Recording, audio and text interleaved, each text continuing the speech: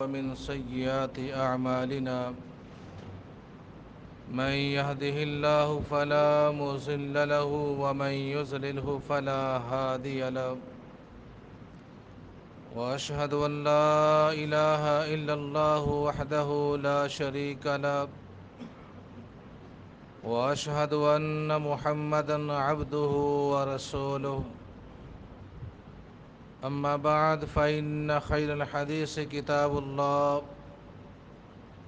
وخير الهدي هدي محمد صلى الله عليه وسلم وشر الأمور محدثاتها وكل محدثة بدعة وكل بدعة ضلالة وكل ضلالة في النار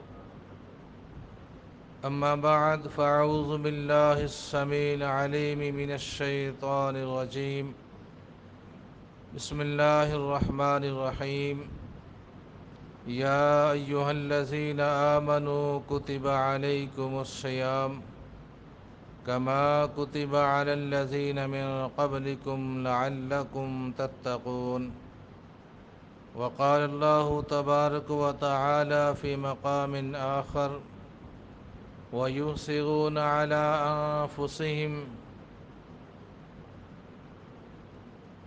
اللهم صل على محمد وعلى آل محمد كما صليت على إبراهيم وعلى آل إبراهيم إنك حميد مجيد اللهم بارك على محمد وعلى آل محمد كما باركت على إبراهيم وعلى آل إبراهيم إنك حميد مجيد اللہ سبحانہ و تعالیٰ کا احسان عظیم کہ اس نے ہمیں برکتوں والا رحمتوں والا مغفرت حاصل کرنے والا مہینہ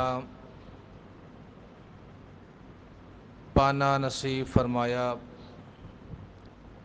صحابہ کرام رضوان اللہ علیہم اجمعین رمضان گزرنے کے 6 مہینے بعد تک دعائیں کرتے رہتے تھے کہ اللہ ہمارے روزوں کو قبول فرما، اور جب 6 مہینے رمضان کے باقی رہ جاتے تو دعائیں کرتے تھے کہ اللہ ہماری زندگی میں یہ رمضان دیکھنا نصیب فرما۔ اس میں اللہ کی بڑی رحمتیں ہیں، فضیلتیں ہیں، روزے دار کے لیے بڑی مغفرتیں ہیں۔ رسول اللہ صلی اللہ علیہ وسلم فرماتے ہیں جب روزہ دار روزہ رکھ لیتا ہے اللہ سبحانہ و تعالی 2 فرشتوں کو نازل فرماتا ہے، اور وہ فرشتے اس روزے دار کے پاس آ جاتے ہیں۔ اب وہ روزہ رکھنے والا سو جاتا ہے، قرآن کی تلاوت کرتا ہے، نماز پڑھتا ہے، دکان پہ، کاروبار پہ، دفتر میں چلا جاتا ہے، اس کو نہیں خبر، لیکن اللہ کی وہ بھیجے ہوئے فرشتے افطاری تک اس کے لیے دعا کرتے رہتے ہیں۔ حدیث میں جو دعا کے الفاظ آئے ہیں رسول اللہ صلی اللہ علیہ وسلم فرماتے ہیں کہ وہ کہتے ہیں اللہم اغفر لہ ورحمہ، اللہ اس کو معاف بھی کر دے، اس کے اوپر رحم بھی کر۔ یہ روزہ رکھنے والے کی فضیلت ہے، اللہ اس کو معاف بھی کر دے، اس کے اوپر رحم بھی کر، اور اللہ سبحانہ و تعالی فرشتوں کی دعا کو رد نہیں فرماتے۔ روزے کی فضیلت کے بارے میں رسول اللہ صلی اللہ علیہ وسلم فرماتے ہیں کہ اللہ سبحانہ و تعالی فرماتے ہیں، حدیث قدسی ہے، الصوم لی وانا اجزی بہ، تمام اعمال کی نیکیاں اللہ نے بتلا دیں، اتنی نیکیاں ملیں گی، اتنا اجر ملے گا، اتنا ثواب ملے گا، لیکن روزے کا اجر اللہ سبحانہ و تعالی نے یہ بتایا ہے کہ اس کا اجر میں خود ہوں، کیونکہ یہ بندہ اور اللہ کے درمیان کا معاملہ ہے، یہ ایسا عمل ہے جس کے اندر ریاکاری نہیں ہو سکتی۔ کوئی بندہ کسی کو دکھاوے کے لیے روزہ نہیں رکھ سکتا، بغیر رکھے بھی کہہ سکتا ہے میرا روزہ ہے، اور وہ اگلا یقین کرے گا، نہیں پتہ چلے گا۔ روزہ رکھا ہوا اور کہہ دے کہ نہیں رکھا ہوا پھر بھی پتہ نہیں چلے گا۔ یہ اللہ اور بندے کے درمیان ایک معاہدہ ہے، ایک عہد ہے کہ اس نے صبح فجر سے لے کے کلوا واشربوا حتی یتبین لکم الخیط الابیض من الخیط الاسود من الفجر واتموا الصیام الی اللیل، کہ کھاؤ پیو پو پھوٹنے سے پہلے پہلے، فجر ہونے سے پہلے پہلے، اس کے بعد رک جاؤ اور پھر رات آ جانے تک، سورج کے غروب ہو جانے تک کھانا پینا بند کر دو۔ یہ جائز حلال امور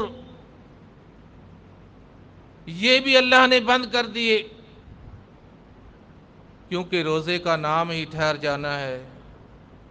کھڑا پانی، ٹھہرا ہوا پانی کو عربی میں کہتے ہیں الماء صائم، ٹھہرا ہوا پانی، کھڑا ہو جانے والا پانی۔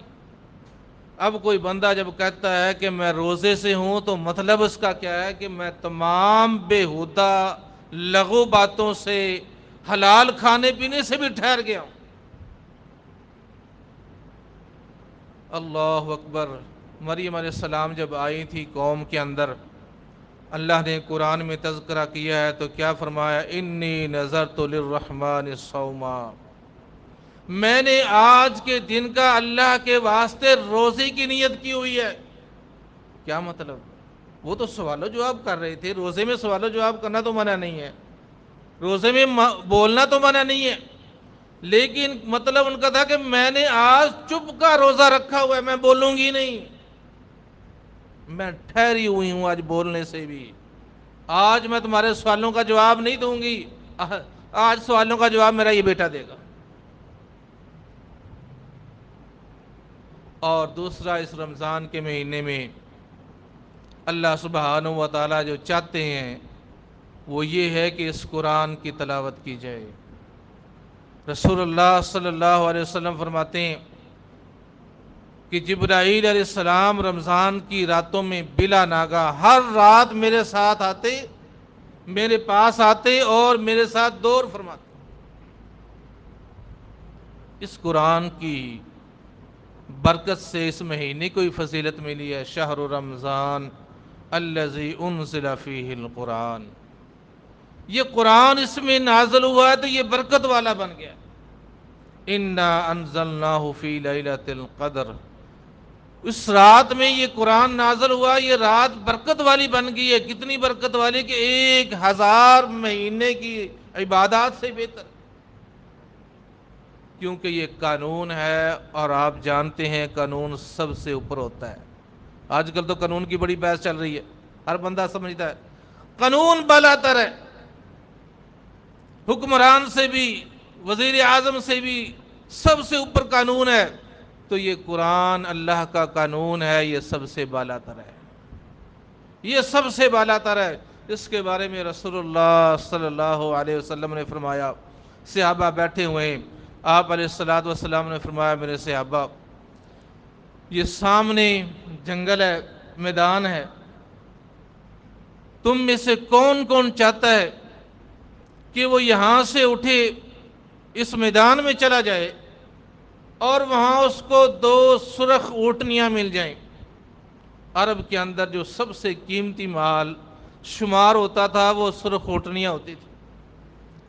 تم جاؤ بغیر مشقت کے، بغیر پیسوں کے، بغیر بھاؤ تاؤ کے، بغیر چھینا چھپٹی کے، بغیر کسی کے حق مارنے کے، تم اس میدان میں چلے جاؤ اور تمہیں 2 سرخ اونٹنیاں مل جائیں۔ صحابہ نے عرض کی اللہ کے رسول صلی اللہ علیہ وسلم، ہمارے اندر سے ہر بندے کا یہ دل چاہتا ہے کہ وہ میدان میں جائے بغیر مشقت کے، بغیر محنت کے، بغیر پیسوں کے، اس کو 2 سرخ اونٹنیاں مل جائیں۔ تو رسول اللہ صلی اللہ علیہ وسلم نے فرمایا، یہ قرآن کی 2 آیتیں جو بندہ سیکھ لیتا ہے، قرآن کی 2 آیتیں جو بندہ سیکھ لیتا ہے وہ ان 2 سرخ اونٹنیوں سے بھی بہتر ہے. اس کو 2 سرخ اونٹنیاں مل گئی ہیں. جو 3 آیتیں سیکھ لیتا ہے 3 اونٹنیاں، 4 آیتیں سیکھ لیتا ہے 4 اونٹنیاں، 5 آیتیں سیکھ لیتا ہے 5 اونٹنیاں. اللہ کی خزانوں میں کمی نہیں ہے. یہ اس قرآن کی برکت ہے، یہ اس قرآن کی رحمت ہے. شفاء للناس ہدی للناس، یہ شفا بھی ہے ہدایت بھی ہے. بینات من الہدی، ہدایت کی بہت بڑی بڑی اس کے اندر کھلی نشانی ہے. والفرقان، حق اور باطل کو درمیان سے دور کر کے رکھ دیتا ہے، شرک کی جڑوں کو کاٹ دیتا ہے، اللہ کے قانون کو بتا دیتا ہے، جہلیت کو ختم کر دیتا ہے اور روشنی کے علم کے اجالے پیدا کر دیتا ہے. اور دوسرا اس مہینے کا کام صلہ رحمی، یُؤْثِرُونَ عَلَىٰ أَنفُسِهِمْ وَلَوْ كَانَ بِهِمْ شِقَاقًا، ایک دوسرے کے اوپر صلہ رحمی کرنا. اور یہ درس دیتا ہے روزہ. جب کسی کو بھوک ستائے رمضان میں، روزے کے اندر پیاس ستائے اور لاچار بھی ہے کہ شام سے پہلے کھا نہیں سکتا، اس وقت اس کو احساس پیدا ہوتا ہے کہ معاشرے میں غریب آدمی، یتیم، بیوہ، مسکین، لاچار آدمی بھوکا پیاسا اور امید بھی نظر نہیں آتی. اس کی قدر کا اس وقت پتہ چلتا ہے. ایک بڑی مشہور حدیث ہے صحیح بخاری کے اندر، رسول اللہ صلی اللہ علیہ وسلم قصہ خوان نہیں تھے، قصے نہیں سناتے تھے، کہانیاں نہیں سناتے تھے. اللہ سبحانہ و تعالی جو واقعات بنی اسرائیل کے جو اللہ کو پسند آتے تھے رسول اللہ صلی اللہ علیہ وسلم کے اوپر القاء کرتے تھے، رسول اللہ صلی اللہ علیہ وسلم وہ بیان فرما دیتے تھے. بنی اسرائیل کا بڑا مشہور واقعہ سنا ہوگا، صحیح بخاری کے اندر ہے کہ ایک آدمی سفر پہ نکلا، سفر کرتا کرتا ایسے جنگل میں چلا گیا جہاں نہ کھانے کو کچھ ملتا ہے نہ پینے کو کچھ ملتا ہے. پھر آگے سفر کیا، نہ امید ہو گیا، بھوک اور پیاس نے جسم میں سکت نہ چھوڑی. اب اس نے سوچا کہ اب زندگی تیری ختم ہو گئی، اب زندہ رہنا مشکل ہے، یہ پیاس تیری موت کو لے آئے گی. پھر بھی وہ چلتا رہا، چلتا چلتا ایک کنویں کے اوپر پہنچ گیا، پانی کے کنویں پہ پہنچ گیا. اب نہ ڈول ہے نہ رسا ہے پانی کھینچنے کے لیے. اس نے، حدیث میں آتا ہے، اپنی جوتیاں اتاری.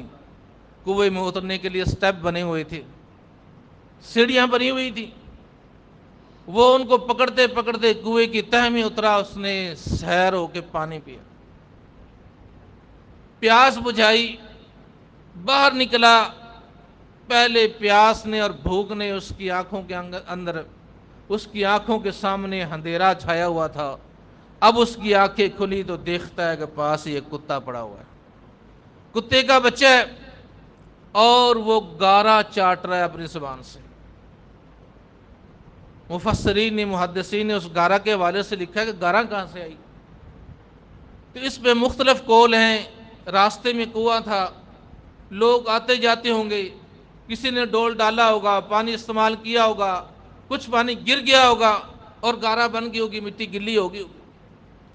اب وہ پیاسا کتا اس گارا کو اپنی زبان لگا رہا ہے پیاس ختم کرنے کے لیے.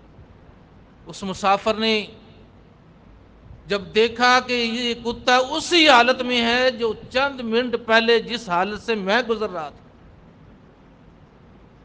لقد بلغنی مثل ما ھذا، جو تکلیف چند منٹ پہلے مجھے پہنچی ہوئی تھی اب اس کو پہنچی ہوئی ہے، جس پیاس نے مجھے ستایا ہوا تھا اب اس کو ستایا ہوا ہے. اس نے سوچا کہ اس کو میں پانی پلاؤں. برتن نہیں ہے، سوچ بچار کیا. حدیث میں آتا ہے صحیح بخاری میں، اس نے اپنا جوتا اٹھایا اور منہ سے پکڑا دانتوں سے. ہاتھوں سے تو اس نے اترنا تھا، اور کنویں میں اتر گیا، اپنے جوتے کو پانی سے بھرا، باہر آیا۔ اب جوتا آج کل کا چام کا جوتا لے لیں، اس کو پانی سے بھر کے باہر لائیں، کتنا پانی اس کے اندر آ جائے گا، اور نکلتے ہوئے کتنا باقی رہ جائے گا۔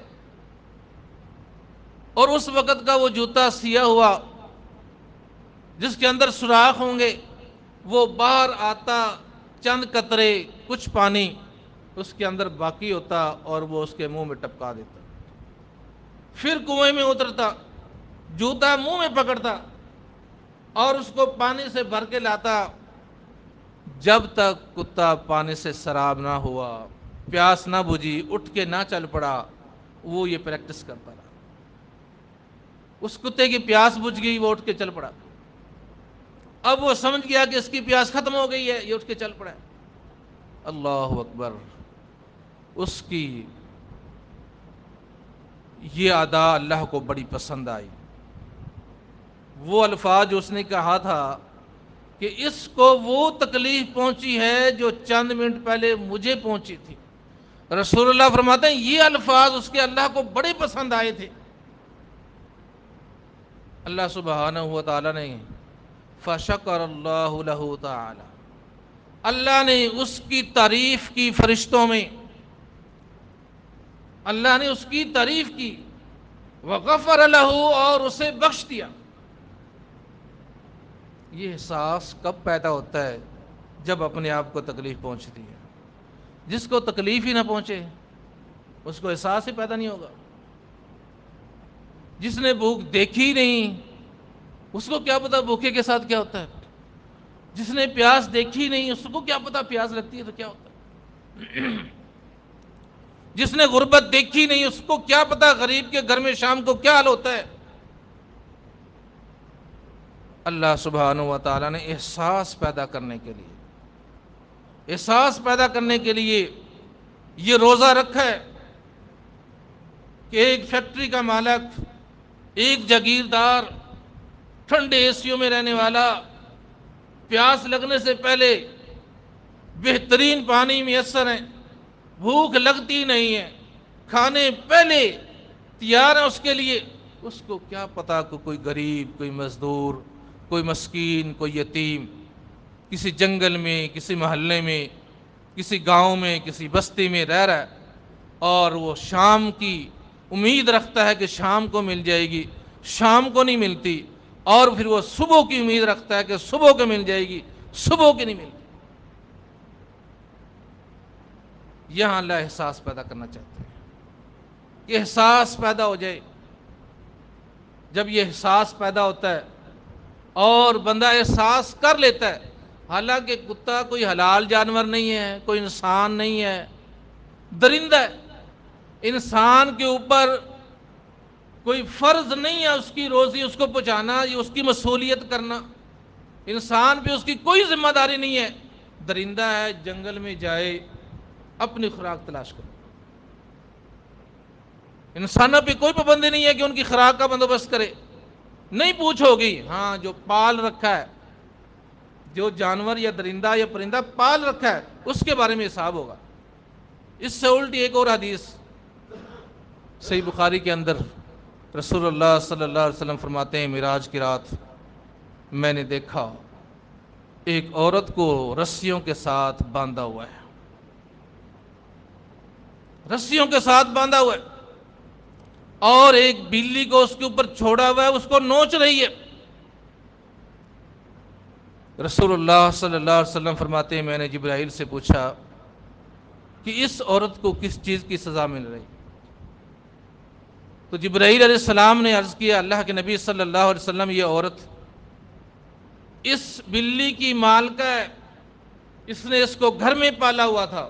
اب پالنے والے کا ذکر آیا، گھر میں پالا ہوا تھا، باندھ کے رکھا ہوا تھا، نہ پانی دیتی تھی نہ خوراک دیتی تھی، بھوک کی پیاسی یہ بلی مر گئی۔ اگر چھوڑ دیتی تو بلی بھی درندہ ہے، جنگل میں جاتی، باہر جاتی، اپنی خوراک تلاش کرتی، اس کے ذمہ نہیں تھی۔ اب چونکہ اس نے باندھ رکھی ہے، پال رکھی ہے، اب اس کی خوراک کا اور پانی کا ذمہ اس کے اوپر ہے. بھوکی پیاسی مار دی ہے, اللہ کے ہاں جواب دہ ہے. اب بلی کو اس کے اوپر چھوڑا ہوا, قیامت تک بلی اس کو اسی طرح نوچتے رہے گی. یہ تو جانوروں کے حقوق ہیں. ایک اور حدیث میں ابو داؤد کے اندر رسول اللہ صلی اللہ علیہ وسلم حضرت عبداللہ بن جعفر رضی اللہ تعالیٰ عنہ کو ساتھ لے کے ایک باغ میں گئے. آپ باغ میں داخل ہوئے, جو ہی آپ باغ میں داخل ہوئے وہاں ایک بندھا ہوا اونٹ چلایا, بڑبڑایا. رسول اللہ صلی اللہ علیہ وسلم اس کے پاس گئے, وہ ایسے رو رہا تھا جیسے بچہ دودھ کے لیے روتا ہے. نبی صلی اللہ علیہ وسلم, حضرت عبداللہ کہتے ہیں, آپ نے اس کے اوپر اس کے سر پہ ہاتھ پھیرا, وہ خاموش ہو گیا. فرماتے ہیں نہ میں نے سنا کہ رسول اللہ نے کیا کہا ہے, نہ مجھے سمجھ آئی کہ اس اونٹ نے کیا کہا ہے. کوئی الفاظ مجھے سنائی نہیں دیے, صرف اونٹ کی بڑبڑاہٹ مجھے سنائی دی اور کچھ نہیں میں نے سنا. رسول اللہ صلی اللہ علیہ وسلم نے فرمایا, کافی لوگ باغ میں اکٹھے تھے کہ اس اونٹ کا مالک کون ہے. ایک شخص آیا, اس نے آگے کہا اللہ کے نبی صلی اللہ علیہ وسلم میرا اونٹ ہے. نبی صلی اللہ علیہ وسلم نے فرمایا تیری شکایت کر رہا ہے, اونٹ تیری شکایت کر رہا ہے کہ میرا مالک کام اتنا لیتا ہے کہ میں تھک جاتا ہوں. بہت زیادہ کام لیتا ہے, مجھے خوراک پیٹ بھر کے نہیں دیتا. صحابی نے عرض کی اللہ کے نبی صلی اللہ علیہ وسلم ان جانوروں کے بارے میں پوچھ ہوگی, اللہ کے ہاں پوچھ ہوگی. تو رسول اللہ صلی اللہ علیہ وسلم فرمایا حساب دینا پڑے گا. جو جانور تم نے پال رکھے ہیں, اپنے کنٹرول میں رہ رکھے, ان کا حساب ہوگا. دھوم میں بندھا ہوا ہے, پرواہ نہیں ہے, پیاسا ہے, پرواہ نہیں ہے, چارہ نہیں ڈالا, پرواہ, یا تو اس کو چھوڑ دو, آزاد کر دو, نہیں تو اس کا حساب ہوگا. یہ باتیں تو جانوروں کی ہیں. ہمسائے میں کوئی بھوکا پیاسا مر گیا, اس کا حساب کون دے گا؟ روزہ رکھ رہا ہے, افطاری کے لیے کچھ نہیں ہے, اس کا حساب کون دے گا؟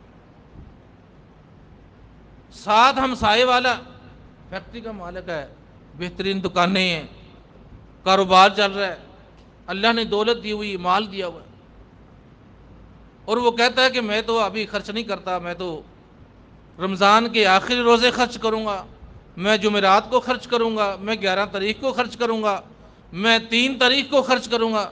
وہ تو آج بھوکا ہے. صحابہ کے اندر کیسی صلہ رحمی تھی. رسول اللہ صلی اللہ علیہ وسلم کے گھر مبارک میں ایک سری تحفتاً بکری کی گوشت کی آئی. اما عائشہ صدیقہ رضی اللہ تعالی عنہ نے وہ سری صدقہ کر دی. ساتھ والے ہمسائے کو محسوس کیا کہ کافی دنوں سے ان کے ہاں گوشت نہیں پکا.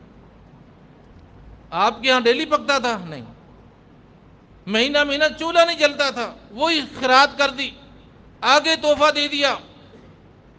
اس گھر والے کو جب تحفہ پہنچا, انہوں نے سوچا کہ میرے ساتھ والا ہمسایہ مجھ سے زیادہ مستحق ہے, کافی دنوں سے ان کے ہاں گوشت نہیں پکا.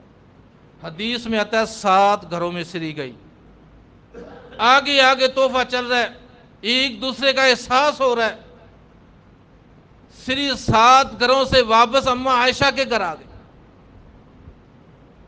اللہ اکبر کبیر, یہ احساس ہے. اور اس کی مثال آپ نے میدان جنگ میں بھی سنی ہوگی کہ جب شہید ہونے والے مجاہد نے, صحابی نے پانی مانگا تھا کہ پانی چاہیے, پیاس سے جان نکل رہی ہے, پانی والا پہنچا تو ساتھ والے نے کراہٹ لی, کراہا اور کہا پانی. وہ صحابی کہتا ہے اس کو زیادہ ضرورت ہے, اس کو پانی دو. اس کے ساتھ والے نے کہا کہ مجھے پانی چاہیے. تیسرے تک گیا تو وہ شہید ہو چکا تھا, دوسرے تک آیا شہید ہو چکا تھا, پہلے تک آیا شہید ہو چکا. اب اس سے بھی کٹھن مرحلہ زندگی کا, زندگی کی آخری سانسیں ہوں, جسم زخمی ہو, میدان کے اندر گرا پڑا ہو، پیاس جان لے رہی ہو، اور پھر کہہ دینا کہ میرے ساتھی کو پلاؤ. یہ روزہ یہ احساس دلاتا ہے. شام کو کتنی خوشی ہوتی ہے، افطار کرتے ہیں کتنی خوشی ہوتی ہے. جو بندہ روزہ نہیں رکھتا نا، اس کو آپ اپنے ساتھ بٹھا کے افطاری کرائیں اور اس کو بتائیں کہ جو خوشی مجھے محسوس ہو رہی ہے تجھے نہیں ہو رہی. کھانا تو بھی کھائے گا، میں بھی کھاؤں گا.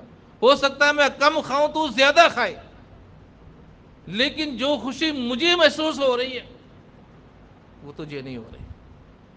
اس کو احساس ہوگا، روزہ شروع کر دے گا. روزہ دار ہم روزہ رکھتے ہیں، شام کو پانی پیتے ہیں، ہلکا سا کھانا کھاتے ہیں، کتنی خوشی ہوتی ہے جب سامنے کھانے آتے ہیں کہ اب یہ کھانے کو ملے گا، اب پینے کو ملے گا.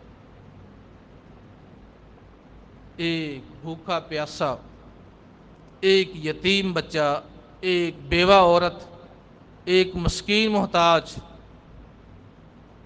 ایک بیمار آدمی، اگر اس کو آپ راشن دے کے آئیں، اس کو بھی اس سے زیادہ خوشی محسوس ہوگی. اس کو بھی محسوس ہوگی.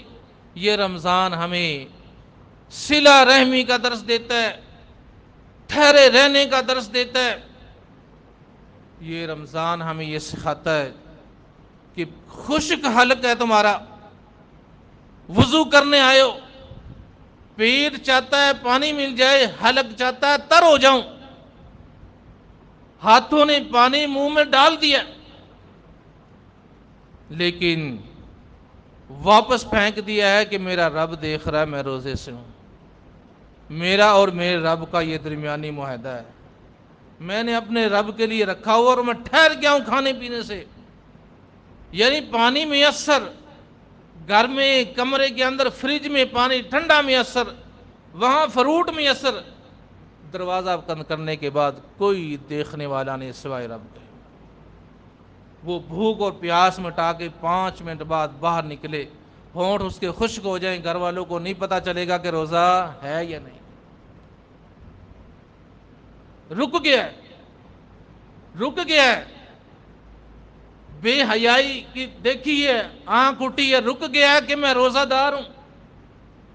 جھگڑے کی نوبت آئی، اس نے کہا نہیں میں جھگڑا نہیں کر سکتا، میں روزہ رکھا ہوا، میں رکا ہوا ہوں. انی صائم، میں روزے دار ہوں.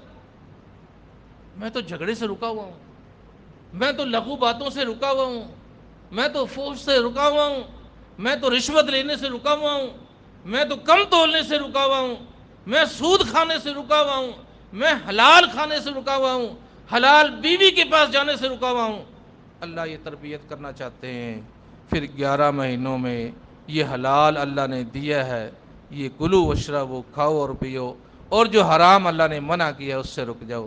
اللہ سبحانہ و تعالیٰ سے دعا ہے کہ اللہ روزے کے تقاضے پورے کرنے کی توفیق دے. وما علینا الا البلاغ.